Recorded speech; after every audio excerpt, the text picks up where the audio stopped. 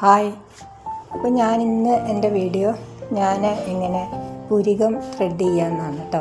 ഞാൻ അധികവും പുറത്തേക്കൊന്നും പോകാറില്ല. ഇതാ ഈ ബ്ലേഡ് വെച്ചിട്ട് ബ്ലേഡ് എടുക്കുമ്പോൾ എപ്പോഴും മൂർച്ചയിട്ടുള്ള ബ്ലേഡ് വേണം കേട്ടോ എടുക്കാനായിട്ട്. പിന്നെ അതുമാത്രമല്ല, ഇത് നന്നായി സൂക്ഷിച്ചിട്ട് വേണം ചെയ്യാനായിട്ട്. ഇല്ലെങ്കിൽ നമ്മുടെ കണ്ണിൻ്റെ പീലിയൊക്കെ പോകാൻ ചാൻസ് ഉണ്ട്. അപ്പോൾ നമ്മൾ പുരികം ത്രെഡ് ചെയ്യുമ്പോൾ അറിയാതെ നമ്മുടെ കൺപീലിയിലെ മെറ്റിയും തട്ടിയാൽ ആ മുടിയും പോകും. അപ്പോൾ അതൊക്കെ ശ്രദ്ധിച്ചിട്ട് വേണം ചെയ്യാനായിട്ട്.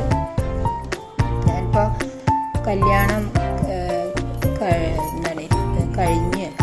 കഴിയണതിന് മുന്നും ശേഷം 16 വർഷമായി ഞാൻ ഈ ബ്ലേഡ് വെച്ചിട്ട് തന്നെയാണ് കേട്ടോ ചെയ്യുക.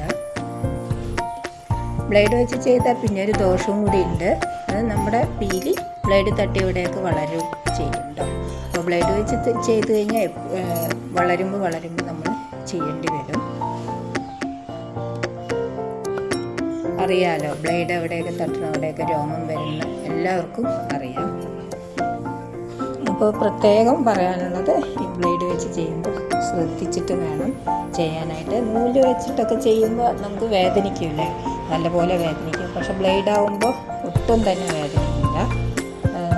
നൂലാവുമ്പോൾ ഇങ്ങനെ വലിക്കുമ്പോൾ നമുക്ക് നല്ല വേദന ഉണ്ടാവും കേട്ടോ.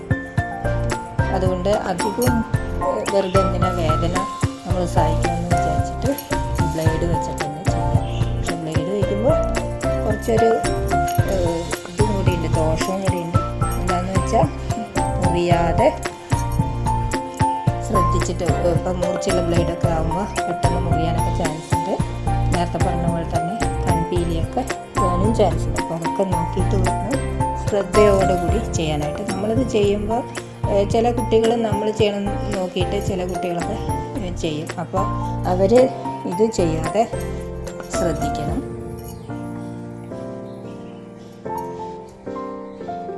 കണ്ടില്ലേതാ, നമുക്ക് വേദനയുമില്ല, പുറത്തൊന്നും പോകണ്ട. അപ്പോൾ പുറത്തൊക്കെ പുരികം ത്രെഡ് ചെയ്യാൻ പോവുകയാണെങ്കിൽ തന്നെ, ബ്യൂട്ടി പാർലറിൽ പോവുകയാണെങ്കിൽ തന്നെ 50 രൂപയൊക്കെ കൊടുക്കണം അല്ലേ. വെറുതെ എന്തിനാണ് നമ്മൾ വെറുതെ വേസ്റ്റ് ആക്കണത്. ഇതുപോലെ മൂർച്ചയുള്ള ബ്ലേഡ് ഉണ്ടെങ്കിൽ നമ്മളൊന്ന് ശ്രദ്ധിച്ച് ചെയ്യുകയാണെങ്കിൽ ഒട്ടും ദോഷം കൂടാതെ നമുക്ക് വീട്ടിൽ തന്നെ വേദനയില്ലാതെ ചെയ്യാൻ പറ്റും കേട്ടോ. മിക്കവാറും എല്ലാവരും ചെയ്യുന്നുണ്ടാവും, എന്നാലും ചിലർക്കൊന്നും ഇപ്പോഴും അറിയില്ല. കണ്ടില്ലേതാ എൻ്റെ പുരുകം കണ്ടില്ലേ, നന്നായിട്ട്. ഒരു പുരുകം, ഈ ചെയ്ത പുരുകം ചെയ്യാത്ത പുരുകം കണ്ടില്ലേ വ്യത്യാസം. അപ്പോൾ അറിയാത്തവർ, പുരുകം കൊണ്ട് ത്രെഡ് ചെയ്യാൻ അറിയാത്തവരാണ് ഇതൊന്ന് ഉപകാരപ്പെട്ടോട്ടെ എന്ന് വിചാരിച്ചിട്ടാണ് കേട്ടോ ഞാൻ ഈ വീഡിയോ ഇട്ടത്.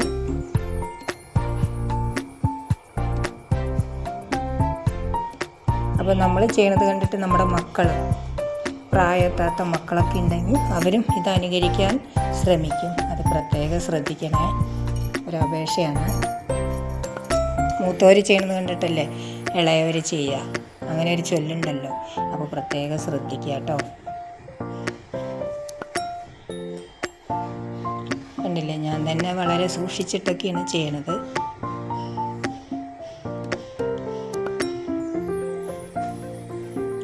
പിന്നെ നമ്മൾ ധൃതി പിടിച്ച് ചെയ്താൽ തന്നെ പുരുകത്തിൻ്റെ ഷേപ്പും കിട്ടില്ല. അപ്പോൾ വളരെ ഇപ്പോൾ ധൃതിപ്പെട്ട് ചെയ്യേണ്ട ആവശ്യം, വളരെ മെല്ലെ പതുക്കെ ചെയ്താൽ മതി. കാരണം കണ്ണാണ്. നമ്മൾ ധൃതി കൂട്ടി ചെയ്ത് കഴിഞ്ഞാൽ നമുക്ക് തന്നെ ദോഷം സംഭവിക്കും.